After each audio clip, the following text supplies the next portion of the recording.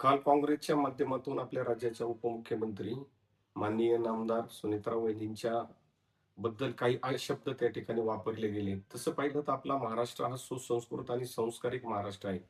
शिव, शाहू फुले आंबेडकरांच्या विचाराचा असलेला हा महाराष्ट्र आणि या महाराष्ट्रामध्ये अशा प्रकारचं वक्तव्य करणं हा महाराष्ट्र कधीही सहन करणार नाही. खरं तर काँग्रेसने देखील आपल्या पाठीमागे जाऊन 60-70 वर्षाचा इतिहास त्या ठिकाणी तपासला पाहिजे.